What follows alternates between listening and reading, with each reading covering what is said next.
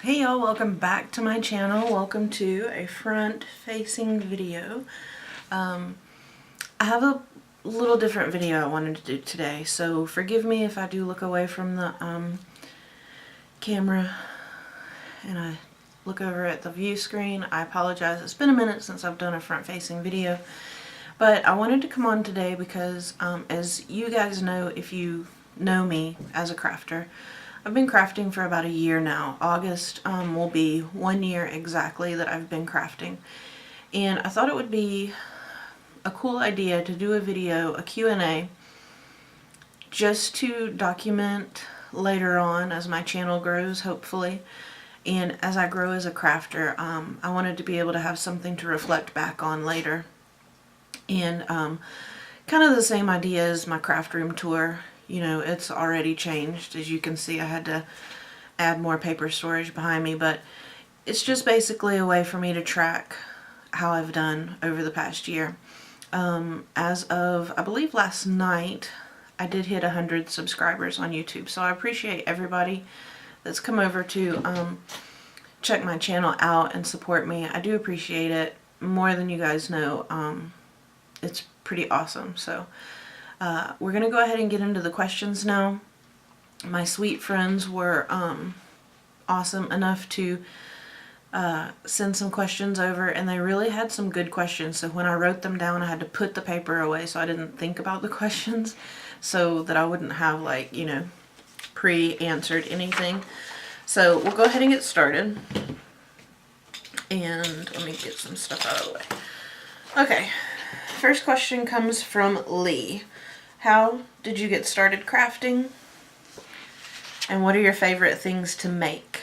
So, how I personally got started crafting, I've always been an artist in some way, shape, or form. I did enjoy painting, acrylics mostly, and I drew a lot when I was young. So I've always had a creative influence in that way, if you will. But I began paper crafting by way of planners.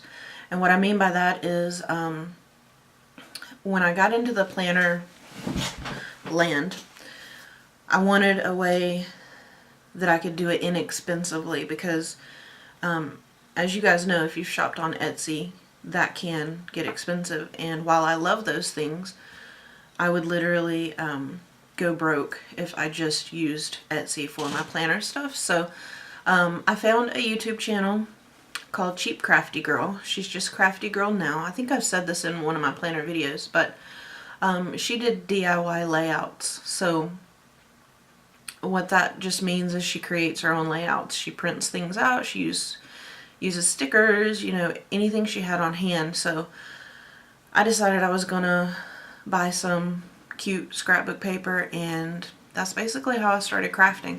Once I was watching her videos, she mentioned something called a pocket letter, and so of course I ran over to a different video and I checked that out, and here I am now. So yeah, I found my way into the paper crafting world via DIY planner spreads. And her other question was favorite things to make. I'm still new and I'm still learning, so I don't really have a favorite, but I do really enjoy making memory decks cards. I don't know why, because they're so small, but it's got to be a toss-up between memory decks and pocket letters. I'm certainly open to learning new things, so I'm sure that will change, which I'm interested to know what my answer might be in a couple years on that, so stay tuned for that. Margie asks, what is your favorite crafting tool? Well, my favorite crafting tools right now would have to be my glue gun #1, my hot glue gun that is, and my paper trimmer. I don't have a lot of the fancy tools that would make my life so much easier. I do plan on getting some of those at the expo this coming weekend, so hopefully, again, I'll have something better to update with in the future on my favorite tools. But as of right now, my paper trimmer, because as a paper crafter I kind of need that, and my hot glue gun because it's just fast and easy. I would like a different glue gun because I'm sick and tired of the stringies. I hate those, but eventually I'll upgrade. Pam asks if the theme is Cinder's choice, or if it's a Cinder's choice item, how do you decide what theme to do? That's kind of easy in our group because I believe that we have all formed kind of an idea of what everyone likes. So I kind of base it on what I've seen that person make in the past, what their style is. So not that I try to emulate it, but I do want to try and give that person a bit of, you know, something that I know they might like. So I'm not gonna send everybody a Halloween themed item. I wish I could, but I'm not gonna do that. So I refer back to swaps that I've gotten from them, or I look in their album, and same with YouTube. If they do YouTube videos like Kat does, I do make sure that I watch every one of her videos, especially her project shares, because I get a lot of inspiration, and she does participate in things outside of our group, so she does a few different things, some that I haven't done before, so I try to just keep up with what everybody's doing and the kind of things that they like, you know, she loves vintage, so with Lee, she loves sloths, so with that said, I kind of try and just refer back to their work and their likes, and I go from there. Okay, so On has a 3-part question. What inspires you? Everything inspires me, to be honest. Many things that I've seen on Pinterest, many things that I've seen on YouTube, obviously, and Instagram. I don't like to say that I copy, but I do, because I'm new, I kind of, I do get a lot of inspiration from more seasoned crafters, so I will, you know, but I'll look at their idea or their project and I will make it my own. So a lot of things inspire me. I inspire me. Everybody in our group inspires me. Yeah, so there's a lot to be inspired by. She asks, what is your starting process? To be honest, if it's a different type of project, meaning outside of like a memory dex card or a pocket letter, I do a lot of YouTube research. So like with the tag flip that we recently did, I had never done one before. And while it wasn't my favorite project to do, being my first, I think I could have done a lot better, and with time I will. But I just, whatever the project is, I go and I find inspiration, whether it be on Pinterest or YouTube, and I look at different techniques, and that's how I start. And she also asks, how do you get over creative block? That's hard because I've had creative block. I can't tell you how much.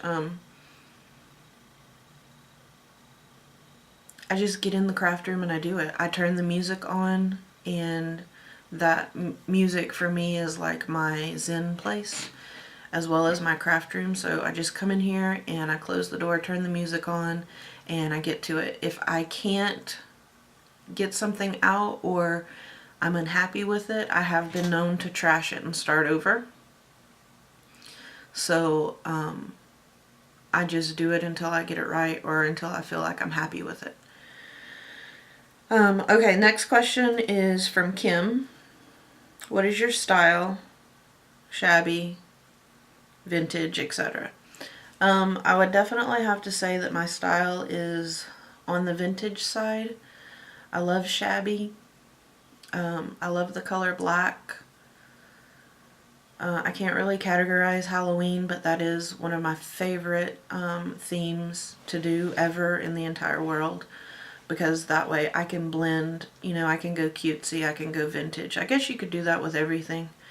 with all the different, choices we have as far as paper and, just the mass of products that we have at our fingertips is amazing. But I would have to say by far shabby and vintage are my favorite. And most of you would be surprised to know that my house is actually decorated shabby, very, very shabby chic, meaning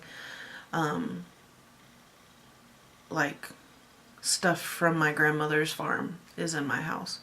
I have an entire palette on my wall in the living room as a gallery wall. So although I love my gothic Halloween Mistress of the Night stuff, I did have a beauty room downstairs, and it was very much horror, gothic, Victorian, gothic glam. I do miss that, but it's not something that I can do the entire house in. So yeah. Okay, next question is from Erin, and this was a cool question.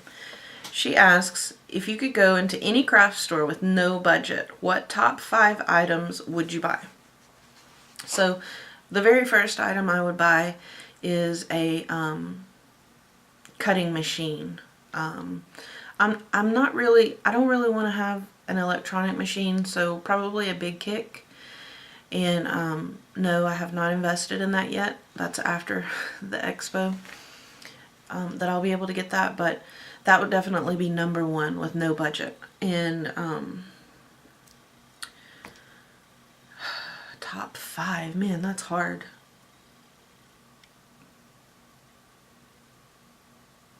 I would definitely buy all the paper collections that I could. I don't know where I would put them, but I would buy them. Then I would probably load up on embellishments, because I kind of lack in that. So yeah, probably just stuff to stock my craft room in. I don't have a huge hoard, quote unquote, if you will. When you guys see me haul stuff, I'm hauling things for projects that I have going on 9 out of 10 times. If I find something on clearance that I can add to my stash, that's great. But to be honest, I haven't been crafting long enough to have amassed this huge hoard and collection and, have a bunch of treasures to look at all the time. I really do utilize what I buy. So, yeah, I would just stock up my craft room. Jen asked an awesome question. Jen says, do you ever receive things that you don't like or won't use? And if so, what do you do with it? So, to answer that, there isn't anything I haven't liked.